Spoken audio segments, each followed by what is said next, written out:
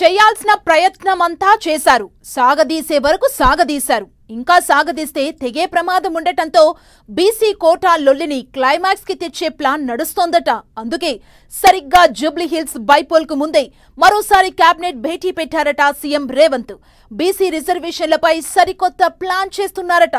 ప్రతిపక్షాలపై upper hand కోసం రేవంత్ చేస్తున్న sketch ఏంటి?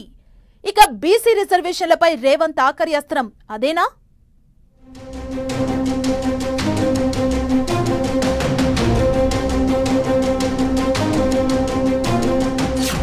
నవంబర్ 7న స్థానిక పోరుపై క్లారిటీ రానుందా? బీసీ రిజర్వేషన్లపై కేబినెట్ భేటీలో ఏం తేల్చనున్నారు? జూబ్లీహిల్స్ బైపోల్కు ముందే బీసీ కోటాపై తేల్చేస్తారా? బైపోల్ ప్రతిపక్షాలపై అప్పర్ హ్యాండ్ సాధించేందుకు రేవంత్ ప్లాన్. అఖిలపక్షం మీటింగ్ పెట్టి విపక్షాలను కార్నర్ చేసే స్కెచ్.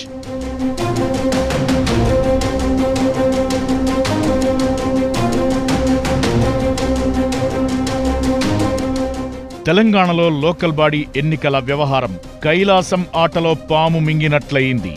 ఎన్నికల నోటిఫికేషన్ వచ్చాక హైకోర్టు బ్రేక్ వేసింది. నవంబర్ 3న బీసీల 42% రిజర్వేషన్లపై మరోసారి విచారణ చేయనుంది రాష్ట్ర సర్వోన్నత న్యాయస్థానం. దీంతో హైకోర్టు తీర్పు వరకు వెయిట్ చేయాలని డిసైడ్ అయిన సీఎం రేవంత్ రెడ్డి నవంబర్ 7న జరిగే కేబినెట్ భేటీలో తుది నిర్ణయం తీసుకునేందుకు ముహూర్తం ఫిక్స్ చేశారట. రిజర్వేషన్లు 50%కు లోబడి ఉండాలని గతంలో సుప్రీంకోర్టు ఇచ్చిన తీర్పునకు భిన్నంగా తెలంగాణ ప్రభుత్వం జీవో 9 జారీ చేయడంతో హైకోర్టు కొట్టేసింది. దీంతో లోకల్ బాడీ ఎన్నికల్లో బీసీలకు 42% రిజర్వేషన్లు అంటే రాజ్యాంగంలోని షెడ్యూల్ 9లో చేర్చాల్సి ఉంది. అది కావాలంటే కేంద్ర ప్రభుత్వం ఆమోదం తప్పనిసరి. అది రాజకీయ అంశాలతో ముడిపడి ఉండటంతో నవంబర్ 3న హైకోర్టు ఇచ్చే తీర్పు కోసం వెయిట్ చేస్తోంది రేవంత్ సర్కార్. కోర్టు తీర్పును బట్టి నవంబర్ 7న కేబినెట్ భేటీలో స్థానిక ఎన్నికలపై తుది నిర్ణయం తీసుకోవాలని భావిస్తోందట. 42% రిజర్వేషన్లు అధికారికంగా అమలు సాధ్యం కాదని అంచనాకు వచ్చారట. దీంతో బీసీ రిజర్వేషన్లపై వ్యూహాత్మకంగా ముందుకెళ్లాలని రేవంత్ డిసైడ్ అయినట్లు టాక్.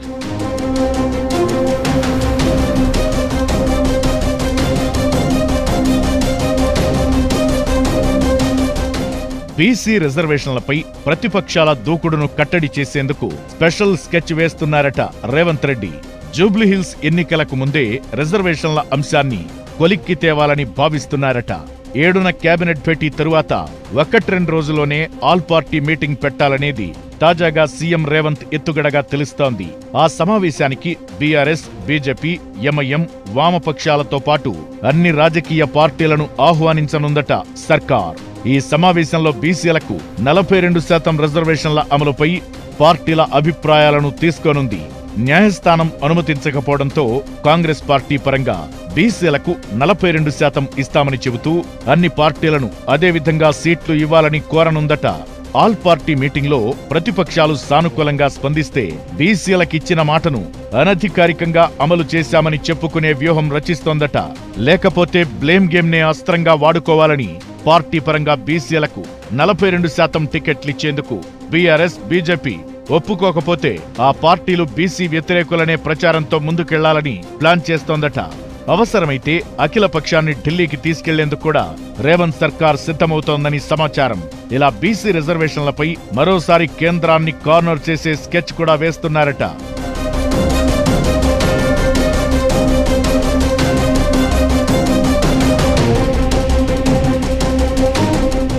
అయితే జూబ్లీహిల్స్ ఉప ఎన్నిక పోలింగ్ లోపే బీసీ కోటాపై ఏదో ఒకటి తేల్చాలని భావిస్తున్నారట సీఎం రేవంత్. పార్టీ పరంగా 42% టికెట్లిస్తామని, లోకల్ బాడీ ఎన్నికలకు గ్రీన్ సిగ్నల్ ఇస్తే జూబ్లీహిల్స్ లో మైలేజ్ పొందొచ్చని ప్లాన్ చేస్తోందట. ఇప్పటికే జూబ్లీహిల్స్ లో బీసీ అభ్యర్థికి టికెట్ ఇచ్చామని, స్థానిక ఎన్నికల్లో 42% రిజర్వేషన్లు ఇస్తున్నామని చెప్పుకునేందుకు రెడీ అవుతోందట కాంగ్రెస్. ఈ వ్యూహాత్మక ఆలోచనతోనే నవంబర్ 7న కేబినెట్ మీటింగ్ పెట్టారట సీఎం రేవంత్. మరి బీసీ కోటాపై కాంగ్రెస్ చిత్తశుద్ధిని ప్రజలు ఎలా తీసుకుంటారో చూడాలి మరి.